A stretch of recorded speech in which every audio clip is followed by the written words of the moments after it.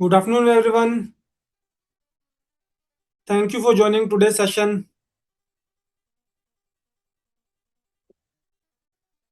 कल हमारा रिजल्ट का डे था, काफ़ी अच्छा रहा। आज हम अपने फर्दर टॉपिक्स को रीस्टार्ट करेंगे। डॉक्टर वंदना मैम हमारे साथ जुड़ेंगे एज अ गेस्ट लेक्चरर और new disease and new organ system के ऊपर वो हमें इंफॉर्मेशन प्रोवाइड करेंगे। वहीं पर डॉक्टर शुभम जी जो हमें रेस्पिरेटरी ट्रैक के रिगार्डिंग इंफॉर्मेशन दे रहे हैं।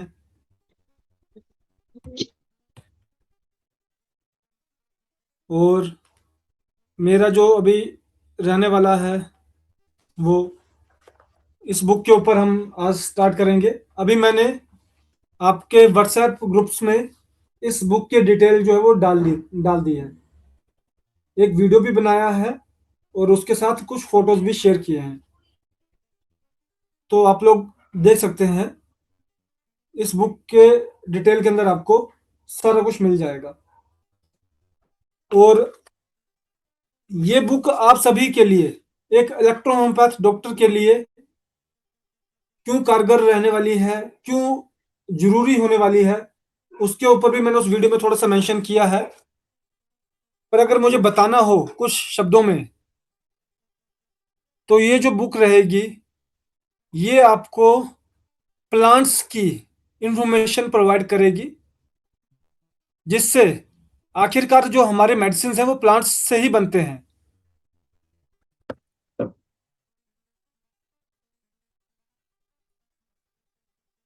जो हमारे मेडिसिन हैं वो प्लांट्स से ही बनते हैं। पर प्लांट्स हमें कैसे मालूम पड़े कि किस डिजीज में हमें कौन से रेमेडी को चूज करना है? तो ये जो प्लांट्स की इंफॉर्मेशन है ये हमें उस रेमेडी को समझने के लिए जरूरी होती है।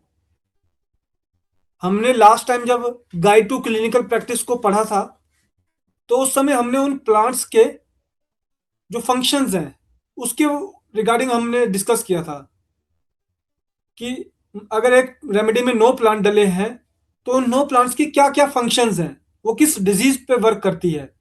पर जो आज हम जो पढ़ने वाले हैं, जो अब आगे जो हम इसमें पढ़ने वाले हैं, वो फंक्शंस को तो जोड़ती है अपने साथ में, पर उसके साथ प्लांट्स के क्या सिम्टम्स हैं, प्लांट्स के क्या टेम्परामेंट है, किस टेम्परामेंट के पर्सन को प्लांट ज्यादा अच्छे से अफेक्ट करेगा, उस तरह के इंफॉर्मेशन हम आप साथ इस बुक में शेयर की है। तो मेरी रिक्वेस्ट रहेगी कि आप सभी लोग फर्स्ट ऑफ ऑल आप इसको परचेज भी करें। और जब हम इसको आज डिस्कस कर रहे हैं और जब भी हम अपने लेक्चर्स में कोई भी डिस्कशन करेंगे, तो आपके हाथ में पेन एंड पेंसिल होना जरूरी है। पेन एंड पेंसिल क्यों? क्योंकि वही आपको आपको नोट डाउन करना है उन सारी चीजों को।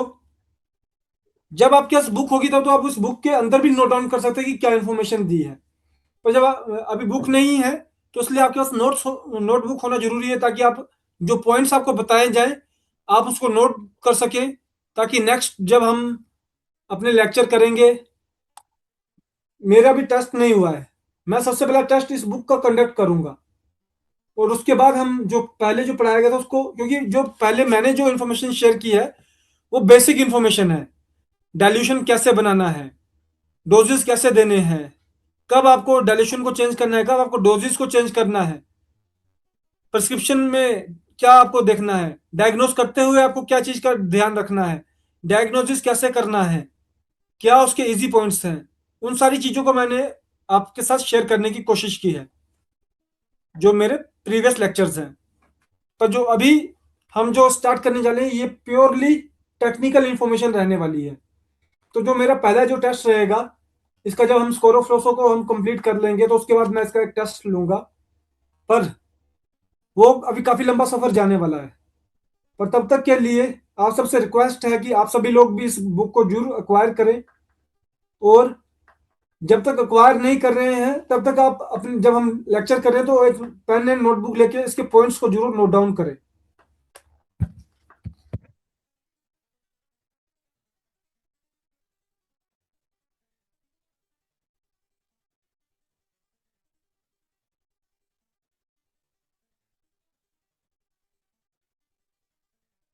अभी समय हो चुका है, 3:05 हो चुके हैं। तो हम अपना लेक्चर स्टार्ट करेंगे आज का। उससे पहले एक बार हम देख ले हमारे गेस्ट लेक्चरर क्या हमारे साथ जुड़ चुके हैं। नहीं, अभी नहीं जुड़े। चलिए, डॉक्टर वंदना मैम का लेक्चर रहेगा। अब वो गायनी को हमने आपके साथ पूरी कर रखा है। अब हम आपके साथ अदर चीज को शेयर, अदर इंफॉर्मेशन को शेयर करेंगे। तो उसके लिए भी अ, आज उनका क्या रहेगा भी उन्होंने मुझे क्लियर नहीं किया है। अभी हमें during the session he clear होगा कि किस नए डिजीज सेक्शन को हम आज स्टार्ट करने वाले हैं। और तो इसकी रिकॉर्डिंग मिल जाएगी जी ना? सर, बिल्कुल सर, रिकॉर्डिंग इनकी जो एजुकेशन सेशन की रिकॉर्डिंग हम जरूर किया करेंगे। और इसकी होगी रिकॉर्डिंग, वो ठीक आपको है। तो यूट्यूब पे रेगुलर डेली अपलोड कर दी जाएगी। Okay okay. जी ताकि ठीक कंटिन्यू नहीं हो पाएंगे सब बिल्कुल बिल्कुल आज। सर, बिल्कुल थोड़ा सा मैं बिल्कुल। बाहर हूँ। कोई इशू नहीं सर, कोई इस इशू नहीं। तभी हम इसको रिकॉर्ड करके यूट्यूब पे भी अपलोड कर रहे हैं। ठीक। और जो जो पर्सन अभी हमारी वेबसाइट के साथ नहीं जुड़ा है, वो वेबसाइट के साथ भी जल्दी से जल्दी जुड़े। RIEHP.com, RIEHP.com। उसके ऊपर अब आपको बहुत जल्दी बहुत ही एक्साइटमेंट भरे अपडेट्स देखने को मिलेंगे। हमारे पास्ट एक्टिविटीज जो हो चुकी हैं उसके रिगार्डिंग हम क्या उसमें कर रहे हैं। और जैसा कि मैंने आप सबको बताया है कि जो पर्सन रविशंकर के साथ जुड़ चुका है और अच्छी प्रैक्टिस कर रहा है, वो अपना प्लीज डिटेल, एक अपने क्लिनिक का छोटा सा वीडियो, एक अपना अच्छा सा फोटो और अपना फुल एड्रेस लिख के भेजे, ताकि हम उसको वेबसाइट पे अपलोड कर सके। क्योंकि उस वेबसाइट को सिर्फ डॉक्टर ही नहीं, उसको पेशेंट भी देखेगा। और पेशेंट देख के वो आपसे बात करेगा, है ना। तो ये चीज़ों को भी हमको ध्यान में रखना है। तो चलिए, इसी के साथ हम अपने आज के एजुकेशनल पार्ट को स्टार्ट करेंगे। इस बुक का नाम है electrohomeopathic diagnosis by temperamental and psychological indications. Electrohomeopathy का हम डायग्नोज के ऊपर डिस्कस करेंगे इसमें, जो कि टेम्परामेंट और साइकोलॉजिकल इंडिकेशन को इंक्लूड करके हम चलने वाले हैं इसमें। इसका अगर मैं कंटेंट की बात करूं, तो इसमें बेसिकली हम आपको प्लांट्स की इंफॉर्मेशन देंगे, मेडिसिन वाइज, मेडिसिन के ग्रुप वाइज। फॉर एग्जांपल, जो इसका फर्स्ट चैप्टर है वो रहेगा, इसकी जो इंट्रोडक्शन है, जो कि है मेटाबॉलिज्म एंड जेनेटिक्स। आखिरकार इंसान किस चीज पे बना है, वो है मेटाबॉलिज्म।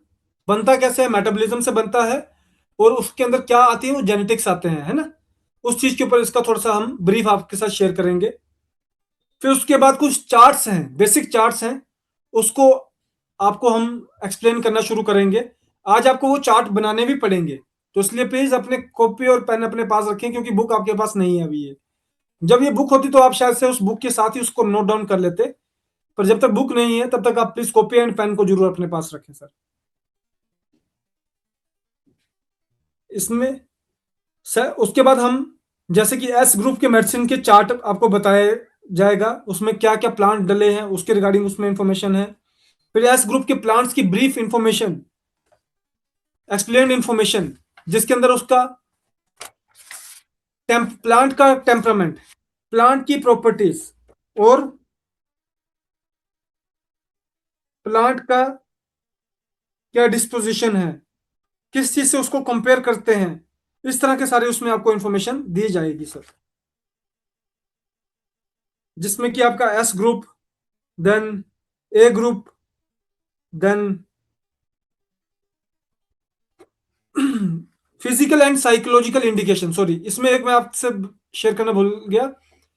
प्लांट मेडिसिन ग्रुप की फिजिकल एंड साइकोलॉजिकल इंडिकेशन भी हम आपको बताएंगे, जिसमें कि पेशेंट आपके पास अगर आता है, उसमें ये चीजें आपको देखने को मिल रही है, तो उसमें आप इस ग्रुप को यूज कर सकते हैं।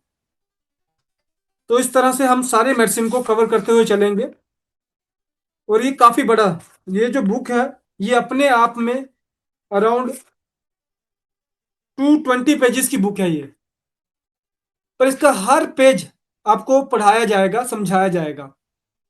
तो मैं उम्मीद करता हूं कि आने वाला जो ये समय है ये काफ़ी ज़्यादा एक्साइटमेंट से भरा भरा रहेगा, और हम एक दूसरे के साथ जुड़ के काफ़ी अच्छी चीज़ें जानने वाले हैं, समझने वाले हैं। लेक्चर स्टार्ट करने से पहले प्लीज़ अपने इलेक्ट्रोपैथी साथियों को भी इस मुहिम से जोड़िए, इस एजुकेशन पार्ट से जोड़िए, ताकि उन्हें भी पता चले कि इलेक्ट्रो होम्योपैथी में 100% प्योर इलेक्ट्रोपैथी में प्रैक्टिस करना मुमकिन है। इसी के साथ हम अपने आज के सेशन को शुरू करेंगे। फर्स्ट पार्ट रहेगा, फर्स्ट जो आज का जो चैप्टर है वो है मेटाबॉलिज्म एंड जेनेटिक्स। इसको ज्यादा ब्रीफ में न ले जाते हुए, ज्यादा डिटेल में न ले जाते हुए, इसको मैं ब्रीफ को समझाऊंगा, बताऊंगा। मेटाबॉलिज्म, मेटाबॉलिज्म को हिंदी में बोलते हैं चयापचय, चयापचय। अभी मेटाबॉलिज्म होता क्या है? ये एक निरंतर प्रक्रिया है जो गर्भधारण से मृत्यु तक चलती है। इसका महत्व क्या है? सभी जीवों के लिए आवश्यक है, और इसके रुकने से मृत्यु हो जाती है। मेटाबॉलिज्म, इसके रुकने से मृत्यु हो जाती है, ये मेटाबॉलिज्म है। एक पार्ट है मेटा बॉडी के सस्टेनेबिलिटी के लिए, इंसान की सस्टेनेबिलिटी के लिए मेटाबॉलिज्म। तो दूसरा जो पार्ट है वो है जेनेटिक्स। और जेनेटिक्स क्या होता है? जेनेटिक्स होते हैं जीन्स, वंशाणु, वंशानुमान की इकाई, कि हमारे वंश, जो हमारे पिता, दादा, परदादा से जो हमारा वंश चलते आ रहा है, उसमें जो उन्होंने चीज सीखी है, जो उनके अंदर वो चीजें आई है, उसका ज्ञान, अबोध, बोध और अबोध ज्ञान हमारे जेनेटिक्स में हमको आता जाता है, मिलता जाता है। जब कभी मान लीजिए मेरे आज से 10 पीढ़ी पहले मेरे किसी पूर्वज ने एक कला को सीखा, उस कला का ज्ञान आज की पीढ़ी में मेरे अंदर आया है, पर जब तक मेरे अंदर उस कला को सीखने की भावना नहीं आएगी या उस कला को सीखने का मन नहीं करेगा, तब तक वो ज्ञान एक्टिवेट नहीं होगा। पर जिस दिन मैंने उस कला को सीखने का चाहा या उसको सीखने की भावना आई, उस दिन वो ज्ञान मेरे अंदर एक्टिवेट होगा, और मेरी खुद की सीखने की क्षमता तो मुझे आगे बढ़ाएगी, पर वो जो ज्ञान मुझे पीढ़ी दर पीढ़ी मेरे जेनेटिक्स में आ रहा था, वो उसके साथ मिलके और भी अच्छा निखारने में मदद करती है। इसीलिए अगर आप किसी भी महान इंसान की बात या आप उसकी लाइफ को जानेंगे, तो आप पाएंगे कि उसके पूर्वज भी उतने ही महान थे जितना वो महान बना है। बस उसके पूर्वज को कोई जान नहीं पाया, पर उसका नाम पूरी दुनिया में विख्यात हो गया।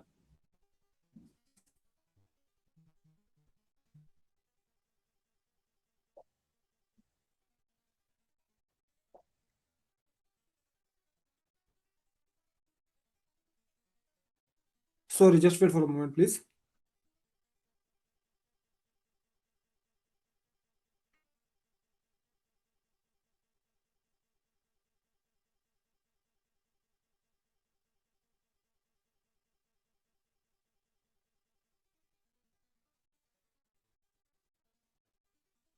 सर इस सेशन में भी एक बार जुड़ के देखिएगा प्लीज।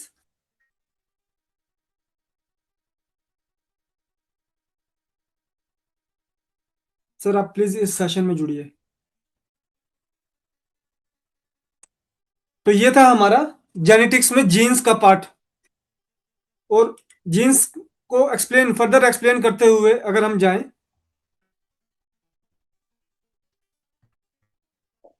इसमें आपका हेरिडिटी, अभी जैसे मैं आपको बात बता रहा था कि हमारे माता, हेरिडिटी का मतलब माता पिता के गुण, उनके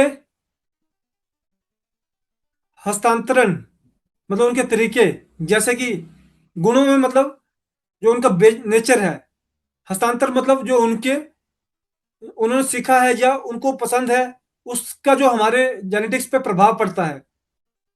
और लास्ट पार्ट होता है बीमारियां। जेनेटिक्स जहां पे हमारे लिए वरदान है, वहां पे वो उसका एक अभिशाप भी है। वो ये है कि मान लीजिए आज से 4 पीढ़ी पहले आपके किसी पर्सन को कैंसर हो गया, तो वो आपके अंदर भी आ सकता है। क्योंकि वो तभी आपके अंदर पहुंचा था आके, क्योंकि उसको भी वो चीज हुई थी। अब लास्ट है हमारा, इन चीजों को अलग क्या करता है? वो करता है डीएनए। मेटाबॉलिज्म जो है वो एक प्रोसेस है जो बॉडी में चलती रहती है। जेनेटिक्स जो है वो हमारी फितरत है, हमारी कुदरत है, हमारी नेचर है।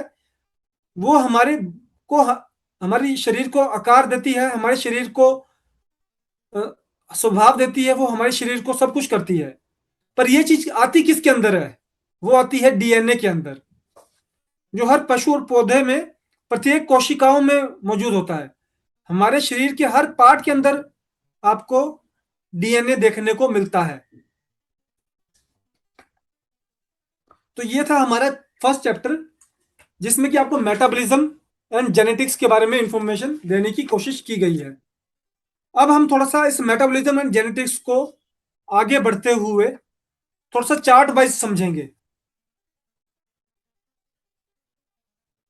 अब मैं आपसे रिक्वेस्ट करूंगा कि प्लीज आप सभी लोग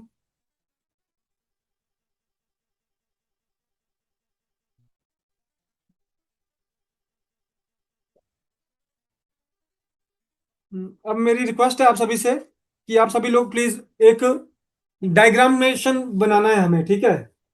मैं आपको बताते जाऊंगा, आप उसको एज इट इज बनाते जाइएगा।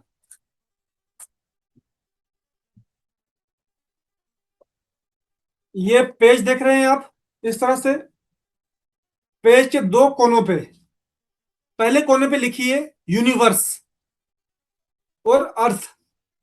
यूनिवर्स मतलब ब्रह्मांड, अर्थ मतलब ये पृथ्वी। एक कोने पे लिखिए यूनिवर्स एंड अर्थ, और एक कोने पे लिखिए द सन, सूरज। अगर बात की जाए हमारे ब्रह्मांड की, तो इस ब्रह्मांड में दो ही चीजें हैं जो हमें प्रभाव करती है। एक, ये ब्रह्मांड अपने आप में, ये धरती। इस धरती पे अगर कोई बीज उगता है तो ब्रह्मांड से कोई एनर्जी आके उसके अंदर बसती है, तब वो उगता है। और दूसरा सूरज, बीज बन गया, बीज धरती के अंदर आ गया, वो उग भी सकता है, पर उसको उगने में कौन मदद करता है? सूरज। उसी तरह से इंसान को भी कौन मदद करता है? सूरज। तो एक कोने में लिखिए ब्रह्मांड एंड अर्थ, दूसरे कोने में लिखिए द सन, सूरज। अब ये दोनों मिलके एक चीज को परफॉर्म फॉर्म करते हैं। ये दोनों मिलके एक चीज को फॉर्म करते हैं, परफॉर्म करते हैं। तो जैसे यहां पे मान लीजिए आपने एक पॉइंट लिखा है, यहाँ पे आपने दूसरा पॉइंट लिखा है, ऐसे एक धारी बनाइए, ऐसे एक धारी बनाइए, उन दोनों को कॉमन बीच में ले जाके धारी बनाइए एक, और उस पर लिखिए प्लांट्स, पौधे।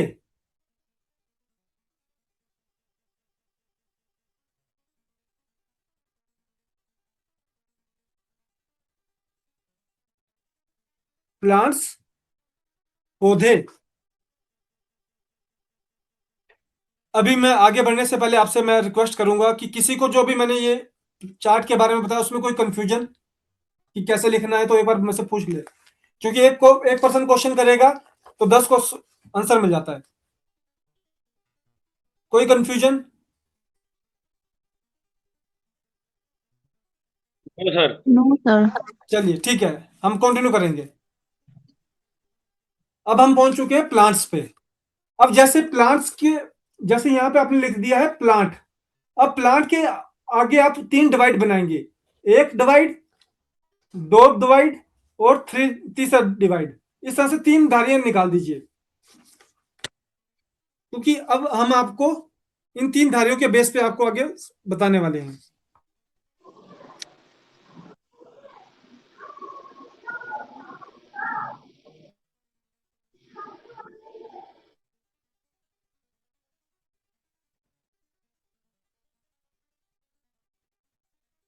आपका एक डिवाइड आया यूनिवर्स के नीचे, एक डिवाइड आया सन के नीचे, और एक डिवाइड जा रहा है डायरेक्टली प्लांट के नीचे। ये 3 डिवाइड बना लिए। अब सबसे पहले हम जो यूनिवर्स के नीचे आ रहा है ना डिवाइड, उसके हम पार्ट्स लिखेंगे। लिखिए, point number 1, chemical reaction with water and carbon dioxide. इसको क्या बोलते हैं? Chemical reaction with water and carbon dioxide, photosynthesis. जो ये केमिकल कंपाउंड है ना, ये हमें यूनिवर्स से गेन होता है।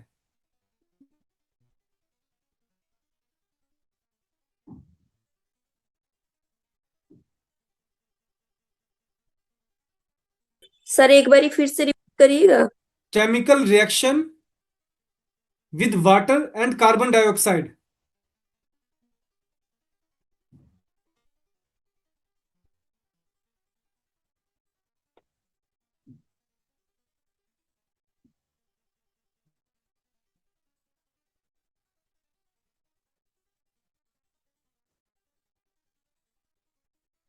फोटोसिंथेसिस, उसको लिखेंगे आप फोटोसिंथेसिस।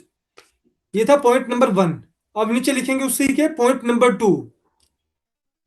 अब इससे बनती है एक एनर्जी फॉर्म। एनर्जी फॉर्म क्या हुआ? वो बन गया आपका sugar, build sugar. Point number 2, build sugar.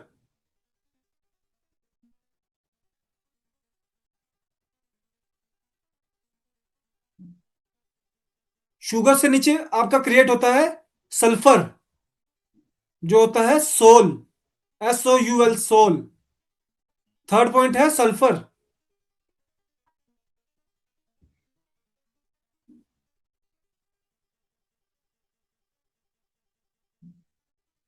और पॉइंट नंबर 4 है टेम्परामेंट, माइंड पार्ट। पहले लिखेंगे MIND, mind, PART, part, mind part, temperament, जिसको लिखेंगे आप टेम्परामेंट, TEMPERAMENT, टेम्परामेंट।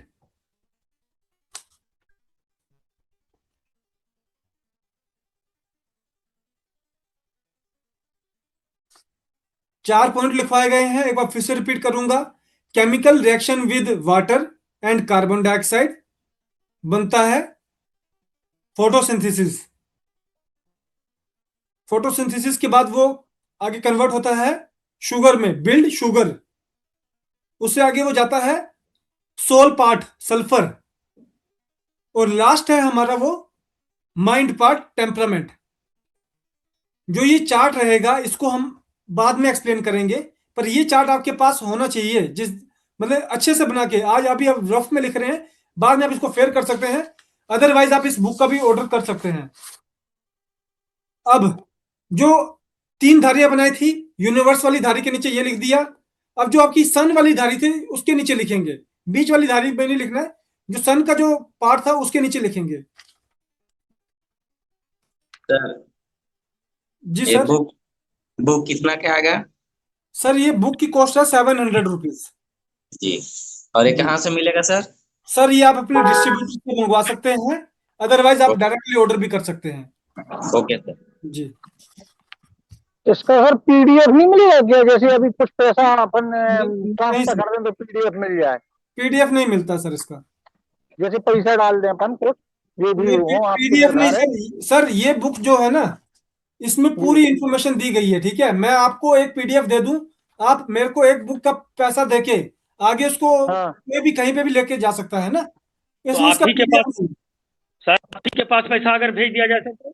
सर वो तो एक पर्सन ने भेजा ना, अब आगे आप वो पर्सन उस किताब PDF को 10 जगह भेज दे, उसका पैसा तो नहीं आएगा ना। अच्छा। हम्म। जी जी। ये चलिए, इसके हम बाद में बात करेंगे। बाकी देखिए ऐसा है, PDF के बाद भी आपको प्रिंट आउट करवाना ही पड़ेगा। इस बुक के अंदर जो इंफॉर्मेशन है, वो इंफॉर्मेशन 220 पन्ने के अगर बुक है ना, तो उसमें इतने से भी गैप नहीं है। हर जगह पे कुछ ना कुछ लिखा गया है, ऐसी इंफॉर्मेशन है। तो चलिए अभी हम अपने लेक्चर को कंटिन्यू कर रहे हैं। तो पार्ट था सन का, द सन के नीचे लिखेंगे अब हम। इसमें क्या होता है आपका, eating and take energy. Eating, EATING, point number 1, EATING, eating and take energy, खाते हैं और उससे एनर्जी लेते हैं।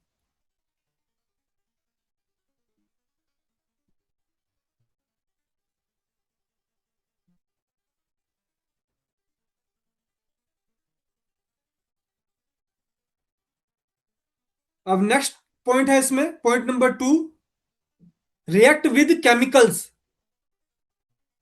हमारे बॉडी के अंदर भी अलग अलग तरह के केमिकल्स होते हैं, तो जो हमने खाया है उसकी जो ताकत आई है अब वो केमिकल्स के, बॉडी के केमिकल्स के साथ रिएक्ट करेगी, तो वो अपना प्रभाव क्रिएट करेगी। तो point number 2, react with chemicals. और point number 3, build up cell. Body के जो कोशिका होते हैं उसको बनाता है, क्रिएट करता है, फिर वो build up cells, BUILD, build, UP up, CELLS, cells, build up cells. और लास्ट है energy to body, point number 4, energy to body.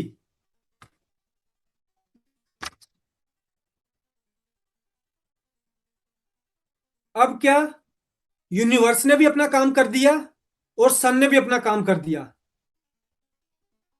Universe और सन ने मिलकर प्लांट बनाया, प्लांट से एक तरफ आपको फोटोसिंथेसिस होके एनर्जी मिल रही है, दूसरी तरफ उसको खा के एनर्जी मिल रही है।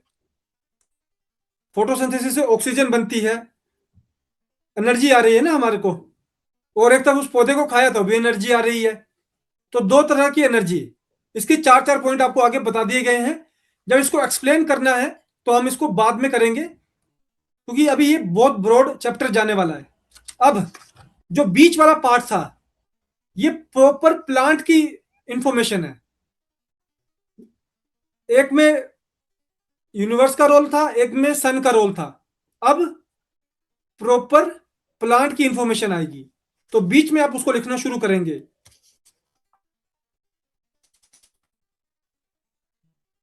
आगे बढ़ने से पहले, क्या अभी तक किसी को इससे ज्यादा कोई दिक्कत, मतलब सही चल रहा है अभी तक? कोई कंफ्यूजन तो नहीं हो रही नो सर। लिखने में? ठीक है सर, थैंक यू जी। अब बीच वाले में लिखेंगे, सबसे पहला चीज है डाइजेस्ट, DIGEST, डाइजेस्ट, पचाना। और नीचे लिखेंगे ह्यूमन एंड एनिमल्स, क्योंकि खाना ह्यूमन भी खाएगा और जानवर भी खाएगा। Point number 1। दूसरे को लिखेंगे पॉइंट नंबर 2, जो कि है एंजाइम्स, ENZYMES। अभी हमने GIT का टेस्ट किया है, हमें सबको मालूम है एंजाइम्स का क्या रोल होता है बॉडी में। तो enzymes. Point number 3, break the protein, proteins का टूटना। इसको भी हमने GIT में पढ़ा था, ब्रेक द प्रोटीन। प्रोटीन टूट के किस में कन्वर्ट हो गए? Amino acids. ये point number 4, break the protein के आगे amino acids, fatty acids. Point number 4 में एक अमीनो एसिड्स, एक फैटी एसिड्स और एक carbohydrates. Amino acids, fatty acids, carbohydrates, ये 3 पॉइंट है इसमें। अब इससे आगे पॉइंट नंबर 5, ये आगे बढ़ रहे, अब ये चार्ट जो है ये आगे बढ़ता जाएगा। Point number 5, absorbed in the blood in the form of sugar, absorb in the blood in the form of sugar. जो ये वर्ड शुगर है ये मिक्स कंपोनेंट का वर्ड है। इसको अभी हम जब बिल्ड शुगर जो आया था ना इसमें शब्द, उसको जब हम एक्सप्लेन करेंगे तो ये शुगर आपको क्लियर होगा, है ना? फिर से एक बार बोला जाए sir. Absorbed in the body in the form of sugar, sorry फिर से बोलूंगा, absorb in the blood, absorb in the blood, खून के अंदर एब्जॉर्प्शन हुई, in the form of sugar, sugar की फॉर्म में, absorb in the blood in the form of sugar, खून के साथ मिलके, खून के अंदर मिलके शुगर की फॉर्म में।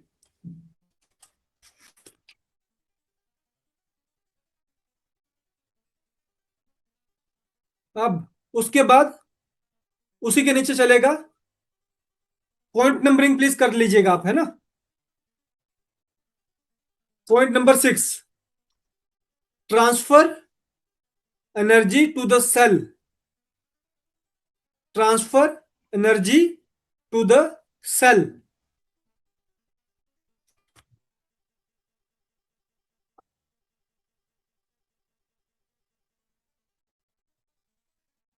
Point number 7, react with other chemicals,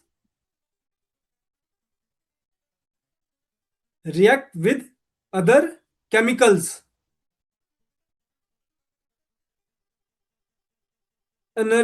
Point number 8, energy to the body, point number 8, energy to the body। एक बार 7 का फिर से बताइए सर, रिपीट कीजिए जरा। 7 नंबर है react with other chemicals, transfer of energy to cell हुआ, फिर उसके बाद अदर केमिकल्स के साथ रिएक्शन हुआ, रिएक्ट विद अदर केमिकल्स। जी sir. Point number 8, energy to the body. अब पॉइंट नंबर 8 को आप आगे दो धारियों के साथ बना देंगे, दो धारी बना देंगे पॉइंट नंबर 8 की। अभी ये प्लांट का ही पार्ट चल रहा है, यूनिवर्स का पार्ट खत्म हो चुका है, रोल खत्म हो चुका है, सन का रोल खत्म हो चुका है, अब प्लांट का रोल चल रहा है। अब आप इसको लिखेंगे for balancing,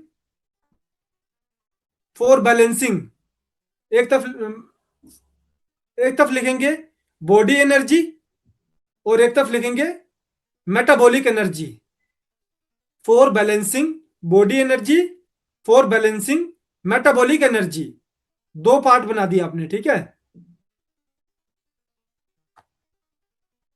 for balancing body energy, for balancing metabolic energy. अब पहले बॉडी एनर्जी के अंडर के जो पार्ट है वो लिखेंगे हम। पहला part, point number 1, anabolism, ANABOLISM, anabolism. Point number 2, constructive metabolism, constructive metabolism,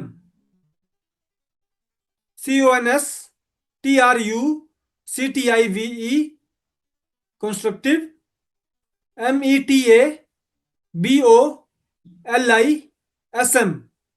metabolism. और point number 3, support of growth of new cells, support of SUPPORT, support of growth, GROWTH, growth of new cells, CELLS, cells. ये था body, for balancing body energy. अब दूसरी तरफ है metabolic energy, for balancing metabolic energy. अब उस पर लिखेंगे हम। फर्स्ट है आपका कैटाबोलिज्म, CA, उधर था एनाबोलिज्म, इधर है कैटाबोलिज्म, CATABOLISM, कैटाबोलिज्म। कैटाबोलिज्म आपका आगे जाएगा, पॉइंट नंबर 2 है उसमें डिस्ट्रक्टिव मेटाबॉलिज्म। उस तो था कंस्ट्रक्टिव मेटाबॉलिज्म, इधर है डिस्ट्रक्टिव मेटाबॉलिज्म, DESTRUCTIVE,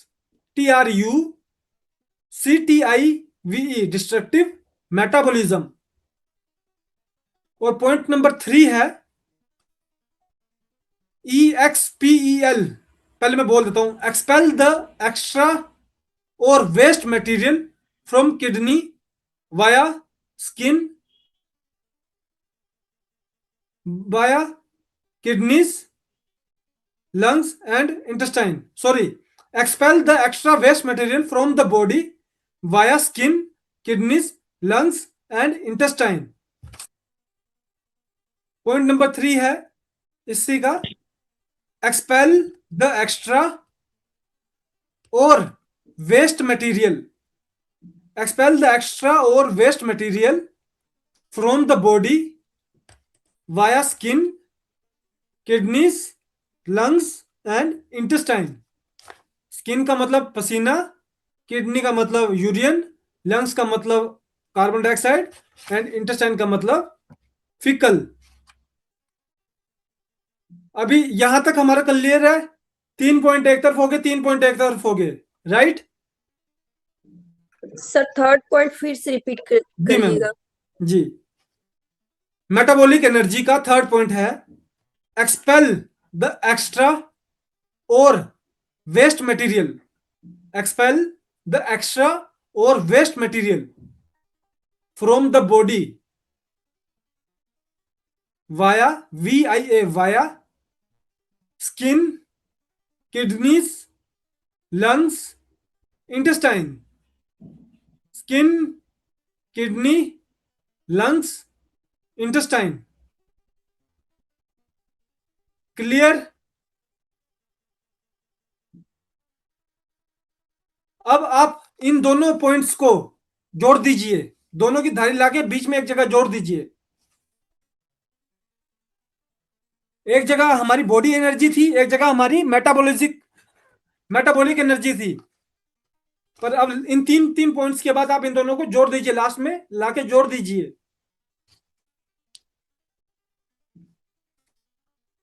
और वो है हमारा, जोड़ने के बाद नीचे पहला पॉइंट लिखेंगे, मेटाबॉलिक रेट। मेटाबॉलिक रेट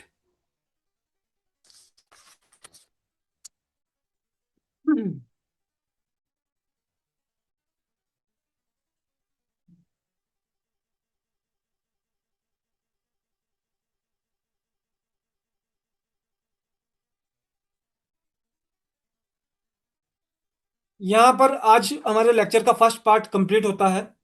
अभी मेटाबॉलिक रेट आगे एक्सप्लेन होगा, जिसमें हमारे human nature as a body language और as a temperamental language, mind setup आगे हम एक्सप्लेन करने वाले हैं। तो कल हम कोशिश करेंगे, जो अभी हमने ये पॉइंट्स लिखवाए हैं, पहले इसके ऊपर थोड़ी सी ब्रीफ में चर्चा हो। सभी को नमस्कार। अभी नमस्कार तक मैम। हमने मैम। हाँ नमस्कार सर, नमस्कार जी, सबको नमस्कार। अभी तक हमने गायनी में फीमेल गायनी डिजीज के ऊपर चर्चा की थी। आज हम मेल रिप्रोडक्टिव सिस्टम के ऊपर हम चर्चा करेंगे। तो सबसे पहले हमें पता होना चाहिए कि मेल रिप्रोडक्टिव ऑर्गन्स कौन कौन से हैं और कौन कौन सी डिजीज हो सकती हैं। अपना नोट पैड ले रखा है तो साथ के साथ नोट कर लीजिएगा। फर्स्ट ऑर्गन है टेस्टिस। इसके अंदर जो भी रोग होंगे वो कहीं ना कहीं रिप्रोडक्टिव सिस्टम को या रिप्रोडक्शन को हमारे इफेक्टिव करेंगे। तो टेस्टिस के जो रोग होते हैं उनमें सबसे पहले ऑर्काइटिस। ऑर्काइटिस होता है टेस्टिस में सूजन, अंडकोश में सूजन। एपिडिडाइमिटिस, ये एपिडिडाइमिस जो आपका ऑर्गन है, पार्ट है, उसमें सूजन होती है। टेस्टिकुलर टॉर्सन, कहीं अगर इन्फ्लामेशन कहीं आ रहा है या टेस्टिस में अंडकोश जो है आपका वो, उसमें इमरजेंसी कंडीशन होती है, मुड़ जाता है, इसको टेस्टिकुलर टॉर्सन। हाइड्रोसील, अंडकोश में पानी भर जाना। वेरिकोसील, नसों का फूलना। Testicular cancer. क्रिप्टोकाइडिज्म, क्रिप्टोकाइडिज्म जो होता है अंडकोश का नीचे ना उतरना। कई बार बहुत से पेशेंट ऐसे मिलते हैं कि जो अंडकोश होते हैं वो हिंदी में उनको गोलियां भी बोल देते हैं। वो कहते हैं कि जी ऊपर चढ़े हैं नीचे नहीं आ रहे हैं। वो कंडीशन क्रिप्टोकाइडिज्म कहलाती है। क्रिप्टो और काइडिज्म। तो ये टेस्टिस में होने वाली डिजीजेस हैं। Second number, penis disease. सबसे पहले फीमोसिस। फीमोसिस कहाँ होता है? जो फोर स्किन होती है वो खुल नहीं पाती, इस वहां पर फीमोसिस कहलाता है। पैराफीमोसिस, फोर स्किन आगे नहीं आ पाती, पीछे फंसी रह जाती है। बेलेनाइटिस, ये पेनिस की सूजन कहलाती है, ग्लांस पेनिस सूजन। पेरियोनीज डिजीज, इसमें लिंग टेढ़ा हो जाता है। पेनाइल कैंसर, लिंग का कैंसर। थर्ड नंबर पर लिखेंगे प्रोस्टेट ग्लैंड डिजीज। सबसे पहले इसमें आता है प्रोस्टाइटिस, इन्फ्लामेशन हो जाता है प्रोस्टेट ग्लैंड में। कैपिटल लिखेंगे BPH, benign prostatic hyperplasia, prostate का बढ़ना, prostate cancer. Number 4, seminal vesicle and vas deferens. Seminal vesicle में या वास डिफरेंस में जो डिजीज होंगी, सबसे पहले इसके अंदर आएगा seminal vesiculitis. Number 2, obstruction of vas deferens. Vas deferens का मतलब है यहाँ पर जो आपका स्पर्म रूट है, शुक्राणु मार्ग है, वहां पे रुकावट हो जाती है। तो इस कंडीशन में हम यहाँ पर ऑब्स्ट्रक्शन ऑफ वास डिफरेंसेस कहलाता है। कई बार जब सेक्सुअल एक्टिविटी होती है, सेक्सुअल ट्रांसमिटेड डिजीज कहलाती है, जिसको शॉर्ट में STDs। इसमें जो डिजीज आएंगी आपका gonorrhoea, syphilis, chlamydia, genital herpes, HIV, AIDS. ये सेक्सुअल ट्रांसमिटेड डिजीज है। यदि पार्टनर कोई भी मेल या फीमेल अगर इससे पीड़ित है तो ये डिजीज होने के चांसेस रहते हैं। Number 6, functional disorders. Erectile dysfunction, impotence, premature ejaculation, male infertility.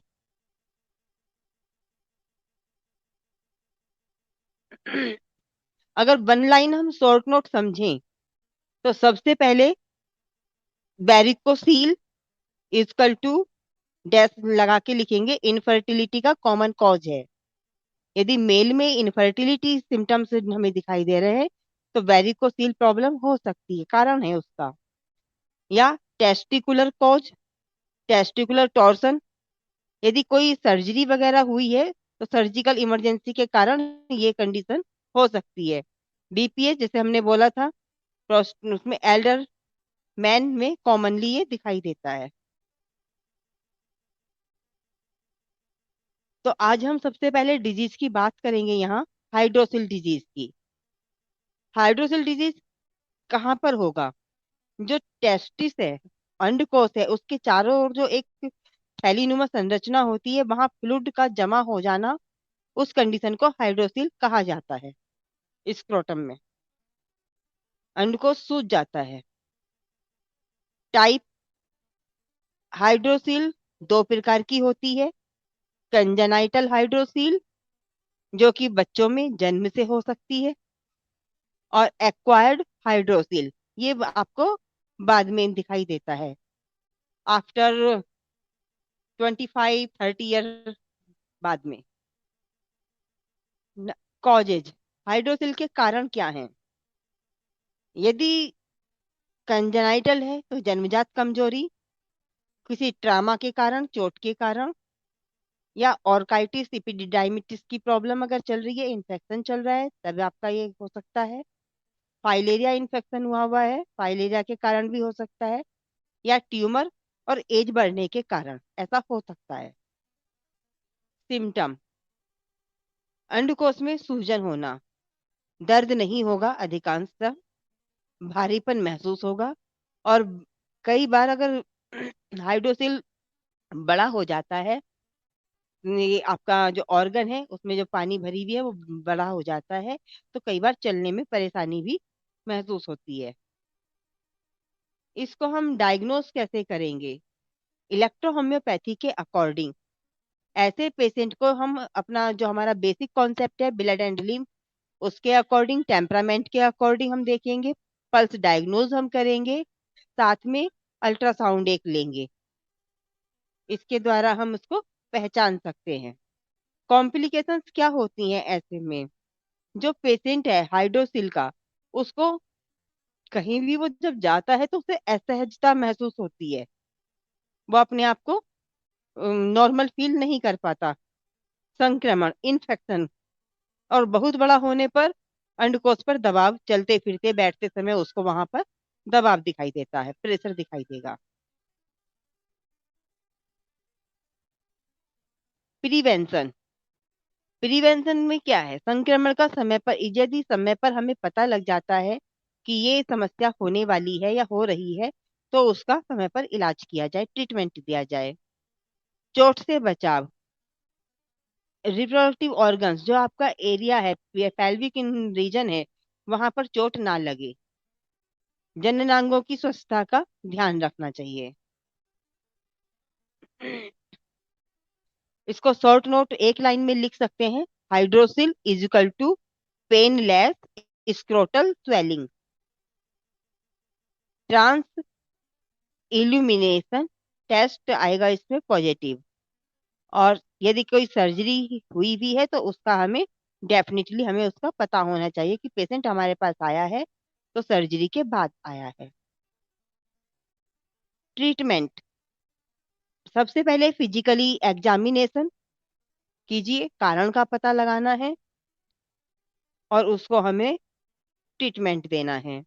हमारी जो मेल स्पेसिफिक रेमेडी है रिप्रोडक्टिव ऑर्गन्स के लिए, स्क्रोफोलोसो 3 एंड उसका सपोर्टिव C3, ये हमारी मेडिसिन उसमें चलेंगी, D6 हमें देंगे। और point number, electricity point number 22, वहां पर आपने blue electricity after 10 minute, green electricity का लोकल अप्लाई कराना है डायरेक्ट D3 से।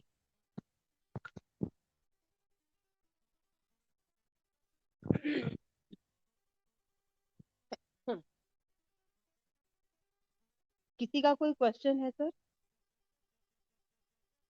कहीं पे कुछ समझ में ना आया हो तो कह सकते हैं, पूछ सकते हैं।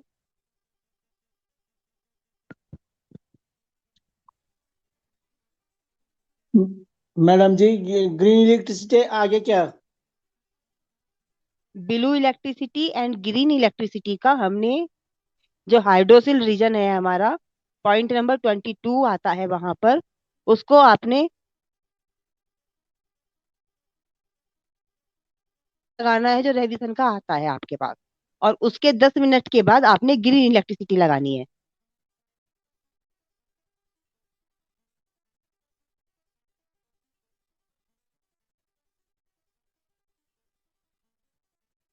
एनी और मोर क्वेश्चन?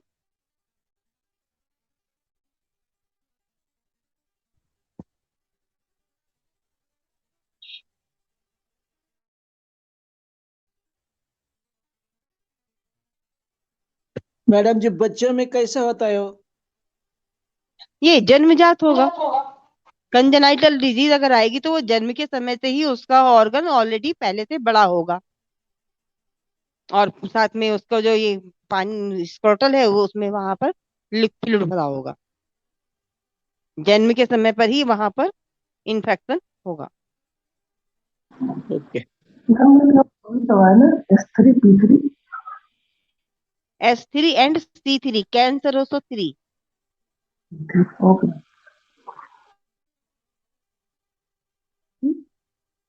मैम उसके बाद में क्या देना है? S3 C3 हो गया। हाँ नहीं, जब S3 C3, बाकी आप उसके अकॉर्डिंग जो और कोई उसको प्रॉब्लम है तो आप मेडिसिन पूरा ऐड कर सकते हैं। क्योंकि सपोर्टिव सिस्टमेटिक रेमेडी तो आपने जो है देनी ही है। मैंने आपको सिंगल रेमेडी ट्रीटमेंट मैंने बताया, बाकी हमारी जो guide to clinical practice book है आप उसके आधार पर ट्रीटमेंट कर सकते हैं। S3L1 ब्लू इलेक्ट्रिसिटी हो गया, C3N1 ग्रीन इलेक्ट्रिसिटी हो गया D6 में, और लगाने के लिए D3 जो हमारा आता है वो डायरेक्ट अप्लाई करेंगे, उसको डाइल्यूट नहीं करना है।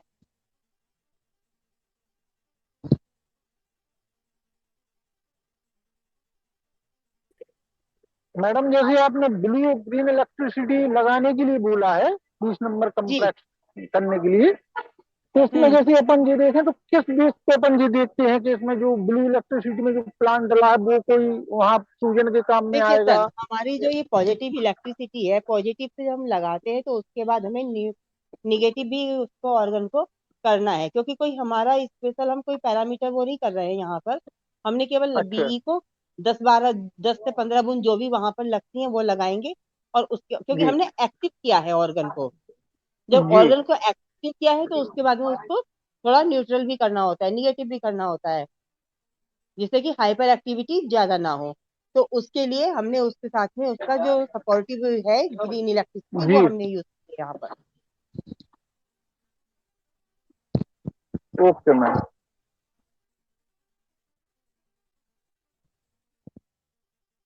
So thank you all of you, आपने बहुत अच्छे से मुझको सुना आज। तो नेक्स्ट कल हम एक नई डिजीज के साथ मेल रिप्रोडक्टिव ऑर्गन की उसके साथ मिलेंगे। धन्यवाद। Thank you, ma'am. Thank you for sharing your time and information knowledge with us. Thank you so much.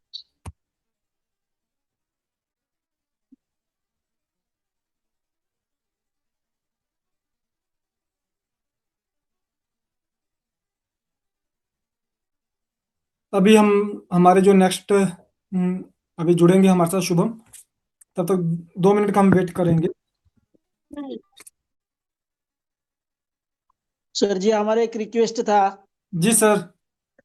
वो ज्यादा बताते हैं ना वो मैडम जी, जी जी जल्दी जल्दी, वो थोड़ा ऐसे ऐसे बता दो। जी, कोई इशू नहीं है। अभी हम ना रेगुलर आपको नोट्स भी शेयर करेंगे, जो आपके डिजीज वाला जो पार्ट है उसका नोट्स जो है वो आपको रेगुलर शेयर होगा सर। हाँ, ईमेल पर हमको शेयर कर दीजिएगा सर जी। जी जी जी, हाँ, आपको तब मिल जाता जी जी आपको मिल जाएंगे सर, सारे नोट्स मिल जाएंगे आपको। है। Thank you sir. Thank you.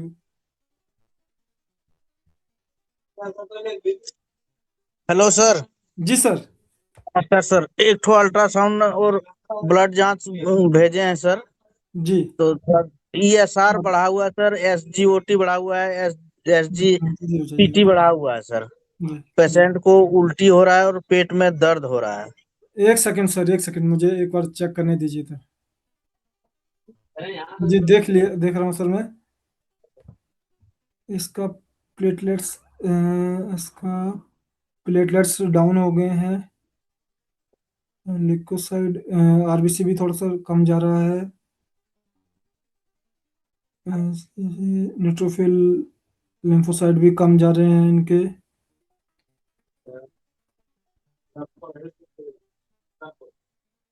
चालीस ESR बढ़ गया है इनका।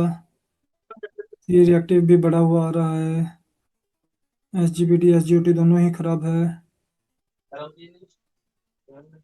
किडनी फंक्शन इनका नॉर्मल है। और अल्ट्रासाउंड में क्या बताया है इसने?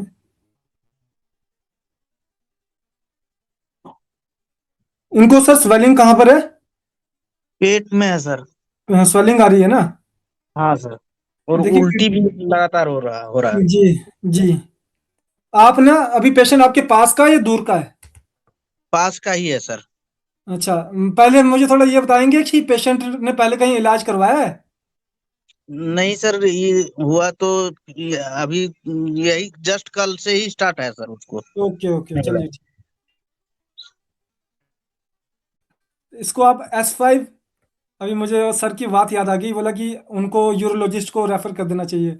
तो आप भी इनको किसी को, आपका नहीं कोई रेफर करने वाला तो नहीं है कोई आपका फ्रेंड जिसको आप रेफर कर नहीं, सकते हैं? रेफर मजाक कर जरूर रहा हूँ सर, मजाक कर रहा हूँ सर, मजाक कर रहा हूँ जी। अच्छा लिखिए, देखिए इसमें ना इनका जो किडनी है वो जरा भी इन्वॉल्व नहीं है, ठीक है? ठीक सर। साइटिस में आपके कई बार क्या होता है कि किडनी इन्वॉल्व होती है, तो उसमें पहले हमें एसिक्स का ही ध्यान रखना पड़ता है, मतलब एसिक्स को ही देना चाहिए। चाहे फिर लीवर फंक्शन जितना मर्जी खराब हो, पर इसमें जी आपकी सर। किडनी इन्वॉल्व नहीं है। आप इसमें एक फॉर्मूला बनाइए, S5L1 blue electricity, S5L1 blue electricity, blue electricity, और दूसरा फॉर्मूला आप बनाएंगे C2। C2। आपने क्या बताया, इनको चक्कर भी आ रहा है ना? चक्कर आ रहा है क्या? चक्कर नहीं आ रहा है सर। मतलब पानी उल्टी, पीने के सॉरी, बाद उल्टी हो रही है ना? उल्टी हो रही है सर, पानी पीने के बाद नीला उल्टी होता है। जी, F1 वर्वन, C2 C F1 वर्वन, F1 वर्वन, भरवन। ये और बिफोर आफ्टर मील हो गया ये, है ना? पेटेंट में सर कुछ सर अभी थर्ड फॉर्मूला भी लिखिए, C17YE। C17Y। YE, ये आप इनको अभी अगले 3 दिन के लिए हर घंटे पे 5 बूंदे पिला दीजिएगा, ठीक है? D6 में सर। सर D5 देंगे अभी पहले। D5। पेटेंट में अभी इनको पेट की दिक्कत, गैस्ट्रिक वगैरह भी था इनको क्या पहले? गैस्ट्रिक कॉन्स्टिपेशन कुछ ऐसा था? कब्ज था सर। एक एनजीप्लेक्स दे देना, एक लेवोएस्टार दे देना। एनजीप्लेक्स आप इनको जैसे खाना खाने के बाद दीजिए, खाना खाने से आधा घंटे के बाद 1 चम्मच पिलाइए, 2 टाइम, सुबह शाम। लेवोएस्टार जैसे ही सुबह उठते हैं तो 1 चम्मच पिलाना है, और शाम को 1 चम्मच पिलाना है, ठीक है? ठीक। और उसके अलावा एक काम और कीजिएगा, एक आप इनको एल्कोलिन सिरप दे दीजिएगा। ये इनको दिन में 1 बार पीना है, दोपहर को 1 चम्मच पी लें बस, ये ठीक है? ये ज्यादा दिन नहीं चलेगा एल्कोलिन, जितने टाइम इनके थोड़ा जो स्वेलिंग में थोड़ा कमी आ जाए, क्योंकि ये पेशाब के रास्ते ही निकल, जो पानी है वो निकलेगा तो पेशाब के रास्ते ही ना। अच्छा सर। उसके लिए हमको एल्कोलिन देना है, पर दिन में 1 बार, सिर्फ दोपहर के समय। अगर ये क्या दोपहर में सोते हैं ये? सोते हैं, कभी नहीं भी सोते हैं सर। चलिए, अगर सोने वाला रूटीन है तो सोने से पहले 1 चम्मच पिला दीजिएगा इनको। ठीक। 1 हफ्ते का दवाई दीजिए बेशक, और अगले 3 दिन में अगर कोई इनको खास चेंज नहीं आता तो एक बार आप मुझे कॉल पे बात कर लेंगे, या हम बात करेंगे सर। हेलो, ठीक। जी मैम, जी गुड इवनिंग सर। जी, गुड इवनिंग जी। कैसे हैं सर आप? जी बढ़िया मैम। सर मैंने एक केस डिस्कस किया था आपके साथ, फाइब्रोस डिस्प्लेशिया का। जी, उसमें अभी क्या करना है सर? जो मैम आपने मुझे आज फोटो भेजी है उसी की बात कर रहे हैं ना आप? नहीं सर, कल बात हुई थी अपनी, उससे पहले मैंने आपको बायोप्सी की रिपोर्ट्स भेजी हुई थी इनके जिसका जो हाथ का दिक्कत था ना? जी सर, जी उनकी बायोप्सी एक ही बार हुई है 2019 में, उसके बाद नहीं हुई। अभी जी जी जी चंडीगढ़ पीजीआई से इनका ट्रीटमेंट चल रहा है। जी जो एलिडोनिक एसिड के जो इंजेक्शन मैंने आपको बताए थे वो जी। ले रहे हैं, ये साल में 1 लग रहा है इनको। ओके बट पेन है बाजू में, काफी मूवमेंट नहीं कर पा रही है कोई। मैम, मैंने ना अभी ये शेयर तो किया है पर मुझे फीडबैक नहीं है, एक्चुअली सर भी थोड़ा बाहर है अभी ना। चलिए, ओके आप मुझे ना थोड़ा, मुझे एक बार कोई अराउंड 5:30 के आसपास कॉल कीजिएगा। Okay sir. जी, तब उससे पहले मैं एक बार सर से कॉल करके मैं बात कर लेता हूँ। Okay sir, thank you. Sir जी थैंक यू। सर जी नमस्कार जी, नमस्कार। नमस्कार जी। सर थोड़ा ये ड्राई एक्जिमा है लोगों को, तो इसको मैं लगभग महीने 2 महीने से दवा खिला रहा हूँ लेकिन वो ठीक सर नहीं हो रहा है। बिफोर मील आफ्टर मील सिर्फ दे रहे हैं और डाइल्यूशन दे रहे हैं आप? हाँ डाइल्यूशन दे रहे खाने हैं। से पहले, खाने के बाद ना? हाँ हाँ हाँ हाँ। और किस में दे रहे, D5 में दे रहे, D6 में? D6 में। और क्या डाइल्यूशन दवाई लेने के बाद पेशेंट ने कुछ बताया कि ऐसा लग रहा है कि बढ़ गया है थोड़ा सा? ऐसा तो नहीं, हालांकि सॉरी, वो सही नहीं हो पा रहा पूर्ण रूप से। मतलब कम, कभी कभी थोड़ा कुछ कम कम हो हुआ जाता है? है फिर वो बढ़ जाता है। जी जी जी जी जी जी। हाँ, फॉर्मूला क्या दिया आपने, बुक वाला दिया है? हाँ हाँ, S5L1B C5N1G ओके, अभी कितने और पेशेंट आप चेक, टेबलेट में भी R19 और R28। जी कितने पेशेंट आप एक्जिमा के चेक कर जी चुके हैं? एक ही दो लोगों को दिया सर, 2-3 लोगों को, सर मैं आपको एक बात लेकिन बताता पूर्ण हूँ, रूप से जो एक भी आपकी मरीज ठीक स्किन नहीं की हुआ। जो, जी जी जो स्किन की जो इरप्शन होती है ना, वो 95% जी वहां पर टाइम पे या आपका फैटी लिवर निकल के आता है, या किडनी की दिक्कत निकल के आती है ना?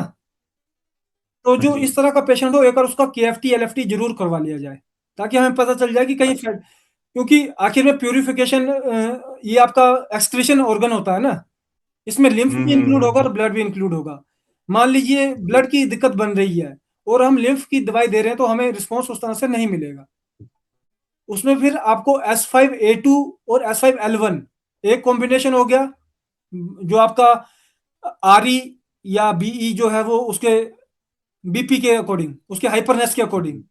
दूसरा आपका C1, C5 नहीं करना है, C1 करना है जी या C2 करना है।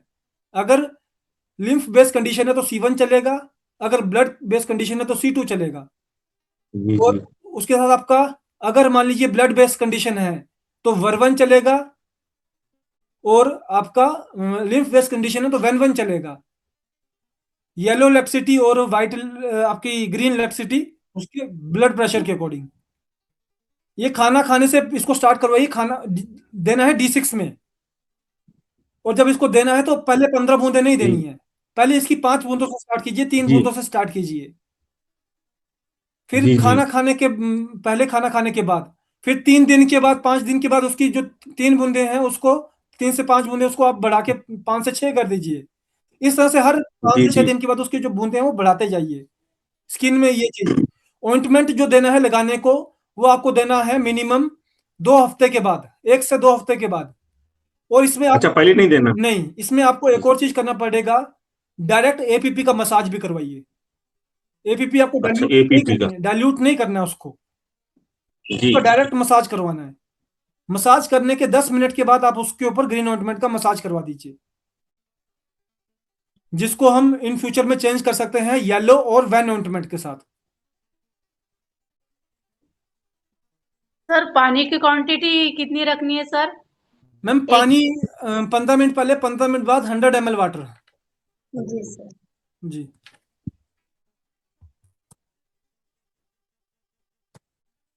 ओके, शुभम जी हमारे साथ जुड़ चुके हैं। शुभम एक बार अपना कैमरा ऑन कर लीजिए प्लीज। एक मिनट बस, एक मिनट बस कर रहे। जी आप सभी को नमस्कार सर। कुछ कहना चाह रहा हूं मैं सर, जी समन सर। सर। जी सर। सर मैं एक तो आज मैं लेट ज्वाइन कर पाया, जी तो आज का जो इसका कोई वीडियो रिकॉर्डिंग वगैरह अवेलेबल होगा? मैंने सर अभी आपको लिंक शेयर नहीं किया है उसका, यूट्यूब का। मैं आपको कर देता हूं अभी, उसके ऊपर आपको मिल जाएगा सर सब कुछ, जो पुराने हुए उसका भी और जो आज हो रहा है उसका भी। ठीक है सर। और जी एक छोटा सा सुझाव भी है, मुझे नहीं मालूम कि पहले वीडियोस में या बुक्स में ये अवेलेबल है या नहीं है, क्योंकि मेरे पास बुक नहीं है। जी एक सुझाव मेरा ये है सर, जैसे हमारी ये अभी ऑनलाइन जूम मीटिंग चल रही है, जी तो आपने भी बताया और मैं वंदना मैम भी बता के गई हैं, जी कुछ लोगों का वो जल्दी जल्दी लिखने में गलत लिखा जाता है या छूट जाता है। जी जी तो मेरा सुझाव छोटा सा ये है कि अगर यदि हम सिम्टम्स अब की बात करें और फिर उसके डायग्नोसिस की बात करें और फिर ट्रीटमेंट की बात करें, जो प्रोसेस है, मेथड है, जी तो वो उसका स्टैंडर्डाइजेशन करके ना बुकलेट बना देनी चाहिए, उसके जर्नल्स प्रिंट करा के सभी डॉक्टर्स को अवेलेबल कराओ आप, और सबको आसानी हो जाएगी प्रैक्टिस करने में। फिर जो हमारी जूम मीटिंग है ना, जी वो क्लासेस भी चलती रहे, लेकिन ये सिर्फ डाउट क्लियरेंस के लिए होनी चाहिए। अगर किसी पेशेंट को कोई, डॉक्टर को कोई परेशानी आ रही है, कोई प्रॉब्लम आ रही है, कोई रिजल्ट अच्छा नहीं मिल रहा या लेट मिल रहा है, जी तब यहाँ पे डाउट क्लियरिटी होनी चाहिए। अदरवाइज जो सेल्फ स्टडी पे हमारा ज्यादा फोकस हो, यहाँ तो डाउट क्लियरेंस हो जाए। बिल्कुल और रिजल्ट अपने अपने शेयर करो कि आज मैंने ये दिया है, किसी पेशेंट को ट्रीट किया है तो उसका 2 दिन में ये रिजल्ट आया है, बहुत अच्छा रिजल्ट आया है, उसको भी डिस्कस करना चाहिए ताकि बाकी लोग भी सीखें। जी अभी हमारा कल हमने यही डिसाइड किया है ना कि हम थर्सडे और फ्राइडे को सुबह 10 बजे से लेके शाम दोपहर को 1 बजे, 11 12 1 बजे तक हम ऑनलाइन पोर्टल रखेंगे, जिसमें आप ऑन द स्पॉट अपने पेशेंट को डिस्कस कर सकते हैं। एक चीज ये, और जो जैसे आपने बताया कि हमारा एक ना बुक आता है, वो है एफिकेसी ऑफ इलेक्ट्रोहोम्योपैथी। तो उसमें हमने जी जो ये सिम्टम्स और जो ये चीजें वो शेयर की है, वो एक बुक था जिसके अंदर सिर्फ गायनी, सिस्ट, फाइब्रॉइड और आपका स्टोन्स के ऊपर था वो बुक। पर उसका 15,000 रुपये का, 15,000 वो थी उसकी कॉपी थी, वो अभी हमारा लास्ट ईयर खत्म हो गया वो। अब हमारा उसी बुक का सेकंड पार्ट आ रहा है, जिसके अंदर हम केस स्टडीज को ही शेयर करेंगे, जिसमें आपकी मैक्सिमम डिजीज को अराउंड 50 डिजीज को 50 ऑर्गन बेस्ड कंडीशंस को, डिजीज नहीं बोलूंगा मैं, उसमें मान लीजिए हेप्टोमेगली हो गया और आपका साथ में आपका लिवर एनलार्जमेंट हो गया, तो उसमें क्या डिफरेंस होता है। फिर आपका सिस्ट, लिवर सिस्ट हो गया और लिवर सिरोसिस हो गया, वो एक ही कंडीशन के अंदर आएगा, पर उसमें क्या डिफरेंसेस होता है। इस तरह से हम फैटी लीवर हो गया। जी जी जी, उस तरह से हम इन सारी चीजों को आपको प्रोवाइड करवाएंगे, जिसके अंदर उसके सिम्टम्स, साथ में उसका आपका डायग्नोसिस और लास्ट में ट्रीटमेंट। वो ट्रीटमेंट एंड हमारी मेथड बुक थी, हमारी पहले एक बुक थी, तो उसके अंदर हमने 6 डिजीज को फोकस किया था। एक आपकी फाइब्रोइड थी, एक आपका किडनी स्टोन एंड सिस्ट था, और 2-3 इस तरह से और डिजीज थी, अभी मेरे माइंड में क्लियर रिमेम्बर नहीं हो पा रहा है। पर हम और सर इसके जो है ना, एक छोटा सा सुझाव ये भी है कि हमारे बॉडी के 11 जो 12 फंक्शन हैं, बॉडी के फंक्शंस हैं, जी जी, सिस्टम्स हैं जो जी, हमारी बॉडी के जो 11-12 मेन डिपार्टमेंटल सिस्टम्स हैं जी, ऑर्गन सिस्टम, उनके उनके उनके चैप्टर वाइज एंड ऑर्गन के चैप्टर वाइज यदि अगर आप इसको प्रोवाइड कराएंगे अल्फाबेटिकली, जी, तो उसको लोकेट करने में बहुत आसानी हो जाएगी। अभी इस चीज को हम करेंगे, पर एक देखिए, हमारे आखिर में जो काम कर रहा होता है उसको पता, मतलब विजन वो रखता ही है कोई ना कोई, है ना। एक मैं आपको बताता हूँ, मेरा इसमें चार्ट, सॉरी, एक चार्ट है हमारा।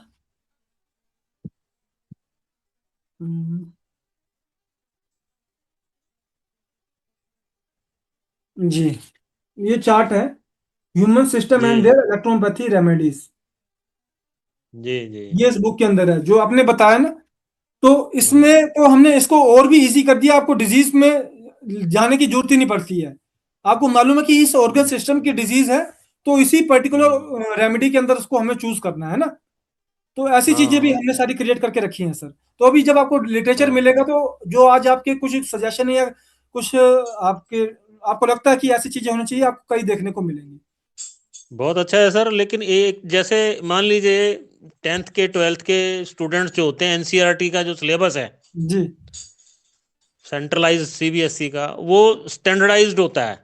जी जी जी, अगर 1 लाख बच्चा भी पढ़ रहा है, स्टूडेंट पढ़ रहा है, तो 1 लाख के पास वो बुक होएगी, तो टीचर आएगा, वो कहेगा चैप्टर नंबर 5 खोल लो। जी, सबने पर चैप्टर नंबर 5 खोल इसमें, लिया, जी पेज जी नंबर ये वाला है, और जी वो डिस्कशन चालू, अपने अपने डाउट्स बता दो, क्लियर।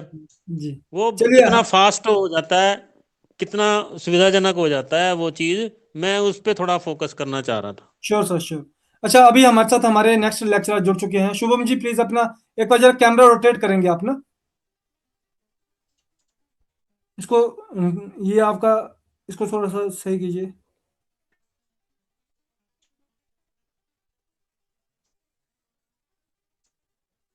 सर जी सर।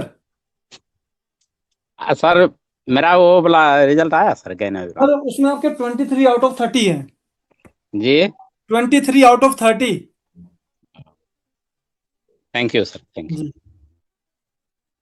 शुभम, इसको अभी टेढ़ी आ रही है स्क्रीन आपकी ना, इसको जरा सीधा कर लीजिए एक बार। जी जी, कोई इश्यू नहीं शुभम।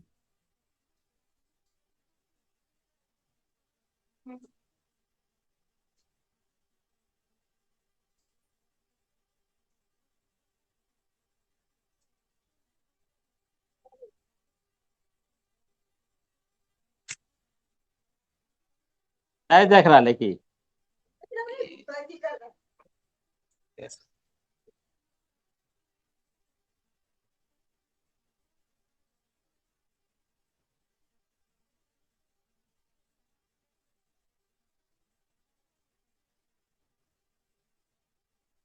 बिल्कुल सही शुभम, क्लियर है। आवाज आ रही है? जी जी, आप सभी को मेरा प्रणाम। पिछले क्लास में हम लोगों ने रिस्पिरेटरी सिस्टम स्टार्ट किया था और कुछ टॉपिक हम लोगों ने पढ़ा था। तो हम लोग के इस बीच बहुत ज़्यादा गैप हो गया, जिसकी वजह से आप लोग शायद रिवाइज नहीं कर पाए होंगे। तो हम लोग फिर से रिस्पिरेटरी सिस्टम फिर से स्टार्ट करते हैं, उसके बाद फिर आगे बढ़ेंगे हम लोग। तो सबसे पहले आज ये बोर्ड नहीं है क्योंकि मैं घर पे नहीं हूँ, तो अभी हम बस ऑरली आपको बता देते हैं, फिर नेक्स्ट कल से जो है वो आपको बोर्ड पे बताएंगे। तो हम लोगों ने रिस्पिरेटरी सिस्टम एंड ब्रीदिंग में सबसे पहले देखा था कि रिस्पायरेशन क्या होता है। तो रिस्पायरेशन एक ऐसा केमिकल प्रोसेस होता है जो ऑक्सीजन का यूटिलाइज करता है। कैसे? वो जो हम लोग खाए थे और वो सबसे स्मॉल यूनिट में टूटा था, ग्लूकोज, एमिनो एसिड और ग्लिसरॉल में फैटी एसिड। तो ये जो एब्जॉर्ब किया था उसको तोड़ता है, फिर उसको तोड़ा, फिर वो उससे एनर्जी यूटिलाइज किया, मतलब एनर्जी जिससे जितना उससे लिया, उसके बाद फिर जो कार्बन डाइऑक्साइड बच जाता है वो हमारे लंग्स के थ्रू बाहर निकलता है। मतलब कि रिस्पायरेशन हमारा एक ऐसा केमिकल प्रोसेस है जो ऑक्सीजन का यूज करके जो हमारे फूड कंपोनेंट है जो एब्जॉर्ब कर गए glucose, amino acid, fatty acid, glycerol, इस सब टाइप के, उससे एनर्जी लेता है और सेल तक पहुंचाता है और हमारे सेल और बॉडी को देता है। उसके बाद जो कार्बन डाइऑक्साइड बचता है उसको हमारे लंग्स से बाहर निकालता है, हमारे बॉडी से। तो ये जो प्रोसेस है, ये पूरा प्रोसेस रिस्पायरेशन होता है।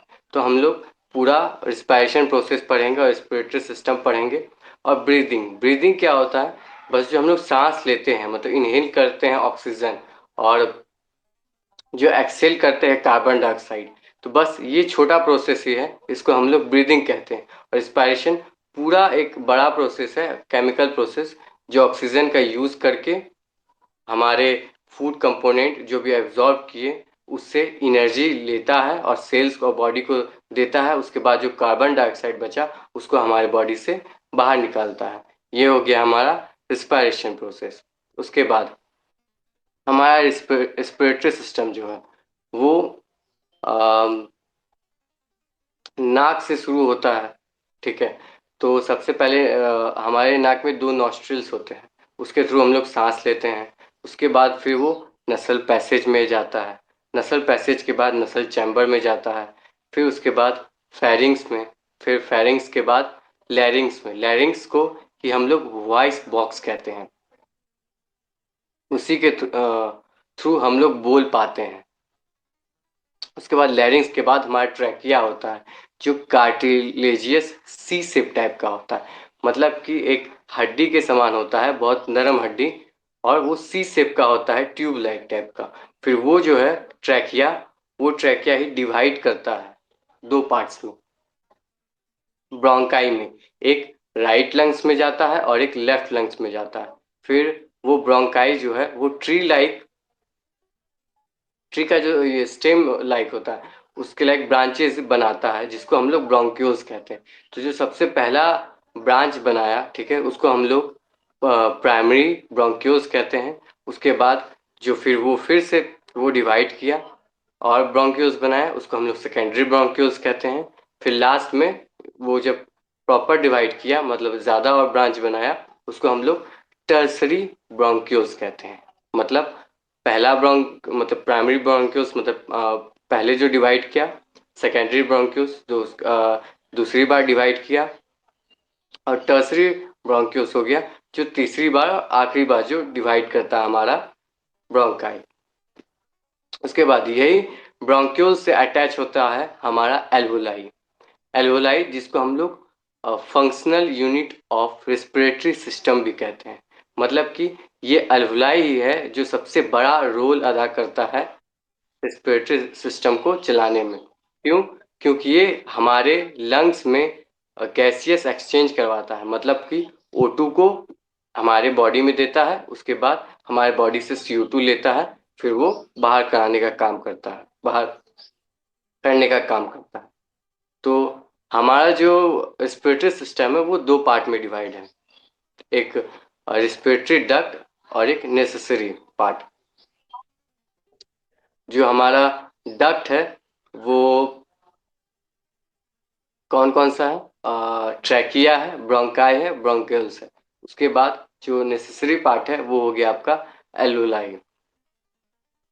जो गैसियस एक्सचेंज करवाता है। और हमारे लंग्स में जो है टोटल 300 मिलियन एल्वुलाई प्रेजेंट होते हैं, मतलब कि राइट में 300 मिलियन अप्रॉक्स और लेफ्ट में 300 मिलियन लंग्स 300 एल्वुलाई लंग्स में प्रेजेंट होते हैं। उसके बाद हम लोग का जो लंग्स है वो एक लेयर से कवर रहता है, जिसको हम लोग प्लूरल लेयर कहते हैं, प्लूरल लेयर। और यही प्लूरल लेयर में प्लूरल फ्लूइड होता है। अब ये प्लूरल फ्लूइड क्या काम करता है? ये क्या करता है कि हमारा जो ब्रोंकाई ब्रोंक्यूल्स है और उसको जो लेयर प्लूरल लेयर जो कवर कर रहा है तो उसके बीच फ्रिक्शन ना हो, उसको रोकता है, ठीक है, ये जो फ्लूइड है। नहीं तो क्या होगा कि अगर मूवमेंट से वो फट जाएगा या उसको डैमेज कर सकता है। इसलिए प्लूरल जो लेयर है उसके बीच में प्लूरल फ्लूइड प्रेजेंट होता है। अब हमारा जो लंग्स है, जिसको हम लोग जो जहाँ पे हम लोग हमारा लंग्स प्रेजेंट होता है उसको हम लोग थोरैसिक कैविटी भी कहते हैं। और इन्हीं का आवाज आ रहा है तो वो माइक बंद कर ले। हाँ, उसके बाद हमारा जो लंग्स है उसको प्रोटेक्ट करने का भी काम करता है। जैसे लेटरली मतलब साइड से रिब्स प्रोटेक्ट करता है, सामने से स्टर्नम करता है, मतलब ये स्केलेटल सिस्टम है, मतलब बोन है जो हमारे लंग्स को प्रोटेक्ट करने का काम करते हैं। तो लेटरली मतलब साइड से जो है वो रिब्स करते हैं हमारे, और बीच से जो है वो स्टर्नम, और फिर पीछे से जो है मतलब बैक से जो है वो हमारा बैक वर्टिब्रे करता है, जिसको हम लोग बैक बोन भी कहते हैं। और फिर नीचे से एक डायफ्राम होता है, वो प्रोटेक्ट करता है। और डायफ्राम जो है वो हमारे लंग्स के साथ भी मूवमेंट होता है, मतलब कि जैसे हम लोग सांस लिए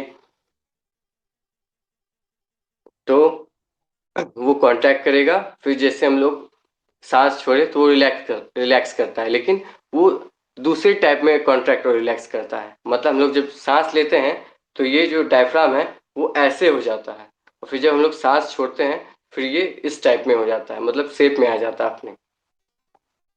तो डायफ्राम का यही काम है। उसके बाद हम लोगों ने देखा था कि जो हमारा रिस्पिरेशन है वो दो पार्ट में डिवाइड होता है, एक इंटरनल रिस्पिरेशन और एक एक्सटर्नल रिस्पिरेशन। इंटरनल पहले तो हम लोग एक्सटर्नल रिस्पिरेशन देख लेते हैं। एक्सटर्नल रिस्पिरेशन क्या हो गया? जो हम लोग ऑक्सीजन लिए बाय नॉस्ट्रिल्स, हमारे जो दो नॉस्ट्रिल हमारा प्रेजेंट है, तो उससे हम लोग O2 लिए, उसके बाद वो नसल पैसेज, नसल chamber, pharynx, लैरिंग्स, trachea, bronchi, bronchioles होते हुए एल्वोलाई में गया। फिर वो एल्वोलाई क्या करता है, उसी से जुड़ा हुआ हमारा ब्लड कैपिलरी सब रहता है, मतलब उससे टच रहता है, ठीक है। तो उसी में वो ऑक्सीजन को भेजता है, और फिर कार्बन डाइऑक्साइड लेता है, फिर वो क्या करता है, ब्रोंक्यूल्स, ब्रोंकाई, ट्रैकिया होते हुए, मतलब जो उसका ट्रैक है उसके थ्रू नॉस्ट्रिल से बाहर कार्बन डाइऑक्साइड करता है। तो ये जो इतना बस प्रोसेस है, मतलब सांस लेना और सांस छोड़ना, ये हो गया एक्सटर्नल रेस्पिरेशन। और इसमें मैकेनिकल प्रोसेस होता है, मतलब कि सांस लिए और छोड़े, और इसमें एनर्जी जो है यूज होता है, क्योंकि हम लोग सांस लेते और छोड़ते हैं तो उसमें एनर्जी यूज होता है। लेकिन जो इंटरनल रेस्पिरेशन है उसमें एनर्जी सिंथेसाइज होता है। कैसे? और ये केमिकल प्रोसेस है। तो जो हम लोग सांस लिए, ठीक है, वो जो ऑक्सीजन गया, ठीक है, तो फिर वो एल्वोलाई ब्लड स्ट्रीम में भेजता है, ब्लड कैपिलरी में भेजा, उसमें ब्लड स्ट्रीम होता है, ब्लड रहता है, तो ब्लड में ही हमारा हेमोग्लोबिन प्रेजेंट होता है।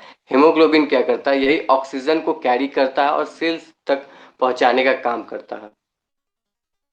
तो ये क्या किया, ये सेल तक पहुंचाया ऑक्सीजन, ठीक है। उसके बाद वहाँ पे जो भी फूड कंपोनेंट्स थे जो एब्जॉर्ब किए थे उसका ब्रेकडाउन करवाता है, और उससे एनर्जी सिंथेसिस होता है। एनर्जी सिंथेसिस हुआ तो वो सेल को पूरा काम करवाया, उसके बाद बॉडी को एनर्जी प्रोवाइड करवाया, ठीक है। उसके बाद जो बचा मतलब कार्बन डाइऑक्साइड, ठीक है, उसको हेमोग्लोबिन फिर से कैरी करता है, फिर ब्लड स्ट्रीम में लाता है, फिर कैपिलरी से वो एल्वेलाई में देता है, फिर हम लोग सांस छोड़ते हैं कार्बन डाइऑक्साइड। तो जो हमारा एक्सटर्नल रेस्पिरेशन है वो एक मैकेनिकल प्रोसेस है जिसमें हम लोग सांस लेते और सांस छोड़ते हैं और इसमें एनर्जी यूज होता है। और जो इंटरनल रेस्पिरेशन है उसमें वो केमिकल प्रोसेस है और इसमें एनर्जी सिंथेसाइज होता है, सेल तक ऑक्सीजन पहुंचाता है और एनर्जी का सिंथेसाइज करता है। तो ये हो गया हमारा इंटरनल रेस्पिरेशन। आज के लिए बस इतना ही, नेक्स्ट क्लास में हम लोग आगे पढ़ेंगे। धन्यवाद। जय मैटी, जय रविशन, जय electropathy. Thank you Shubham, thank you very much. देखिए, हम हर पर्सन आज यहाँ पे जो जुड़ा है उसमें डेडिकेशन की कोई कमी नहीं है। ये कहीं बाहर थे पर उसके बावजूद इन्होंने बोला कि ठीक है, मैंने बोला कोई बात नहीं, हम बाद में कर लेंगे, तो इन्होंने बोला नहीं मैं करूँगा, मैं आज सेशन होल्ड कर सकता हूँ। तो आज का जो हमारा सेशन था वो इसी के साथ कंप्लीट होता है। जो आपका वंदना मैम का जो सेशन था उसका जो नोट्स है वो आपको इवनिंग तक मैं ग्रुप में फ्लोट कर दूंगा, ग्रुप में डाल दूंगा, वहां से आप उसे डाउनलोड कर लीजिएगा। पिछली बार हमसे थोड़ी सी मिस्टेक हो गई थी, तो इस बार हम इंसान अपनी गलतियों से ही सीखता है, तो इस बार वो गलती नहीं की जाएंगी। आपको जो दूसरे नोट्स हैं वो भी टाइम टू टाइम रेगुलर आपको प्रोवाइड करवा दिए जाएंगे। जी सर, नोट्स कौन से ग्रुप में डलता है जिसमें अभी जुड़े हैं हम? जी जी बिल्कुल सर, अभी बिल्कुल उसमें जिसमें डाल दिए जाएंगे सर। अपनी जिसमें चल रही है। हाँ। जी जी जी। हेलो देखिए, सर, जी सर जी, उसमें जो 3 वो बताए सर, 1 नंबर 2 नंबर अल्टरनेट हमको चलाना है, उसके बाद तीसरा नंबर C17 और अल्टरनेट नहीं चलाना sir, before meal and after meal. Alternate नहीं चलाना है। Before meal and after meal, खाना खाने से पहले 15 मिनट पहले, खाना खाने के 15 मिनट बाद। ओ अच्छा जी। C17Y जो है वो आपने रैपिड देना है हर घंटे। अच्छा अच्छा ठीक। जी।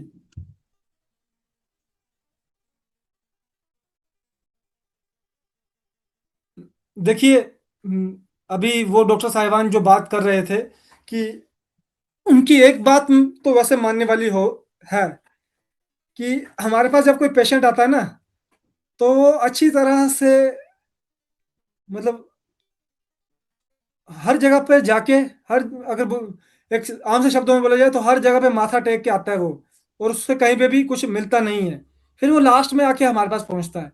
आज के टाइम पे बहुत, अगर हम 100 पेशेंट देखेंगे तो 100 में से 10 ही पेशेंट ऐसे होंगे जो बिल्कुल फ्रेश होंगे, वरना 90 पेशेंट ऐसे होंगे जो 2 साल 3 साल 4 साल से दवाई खा रहा होगा, है ना। और एक बात उनकी और भी सही थी कि हमें हमारी लिमिट मालूम होनी चाहिए। अब एक पर्सन आया है, वो हैवी पेन के अंदर है और वो पहली बार ही वो आपके पास अगर आ रहा है तो हमें उसको नहीं लेना है। अभी हम ऑथराइज भी नहीं है किसी भी तरह की इमरजेंसी को लेने के लिए। हाँ, वो पर्सन आपके पास आया है, उसको पेन थी, वो किसी और जगह पे ट्रीटमेंट ले रहा था, पर उसके बावजूद वो आपके पास आया है, तो उस समय हम उस पर्सन का ट्रीटमेंट कर सकते हैं। दूसरी बात, हम कोई भी सॉरी हम कोई भी ट्रीटमेंट या हम कोई भी चीज अनसाइंटिफिक नहीं कर रहे हैं। बेशक हमारे पास कोई डाटा, कोई लिखित डाटा नहीं है, पर हमारा जो हम लोग कर रहे हैं वो हम on the base of experiments कर रहे हैं। अगर आज आपको कोई फॉर्मूला बताया जाता है तो उसको हमारा डॉक्टर पहले से काम कर चुका है, तब जाके वो आपको बता रहा है आगे, है ना।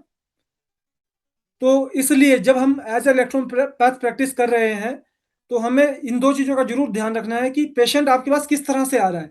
क्या वो पहली बार आ रहा है और हाइपर कंडीशन में है तो उससे मत लीजिए, आप उसे रेफर कर दीजिए, बोल दीजिए कि अभी आप चले जाइए, अपनी इस कंडीशन को नॉर्मल करवाइए, उसके बाद आप आइए, हम इलाज है 100% है, तो पहले आप अपना इस कंडीशन को नॉर्मल कीजिए। दूसरा, अगर मान लीजिए हमें अपने पे कॉन्फिडेंस नहीं है कि हम इस चीज को नहीं कैरी कर सकते, तो हमें वो चीज नहीं लेनी चाहिए, उस पेशेंट को कंडक्ट नहीं करना चाहिए।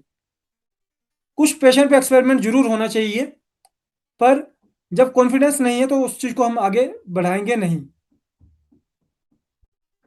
आप सबका जुड़ने के लिए बहुत बहुत धन्यवाद। कल फिर से 3 बजे, प्लीज 3 बजे तक मैक्सिमम पर्सन जो है वो जुड़ जाया करें। और अभी मेरे पास अराउंड 15-16 लोगों ने अपना एड्रेस और पेमेंट कंफर्म करवाया है जिनको चाहिए।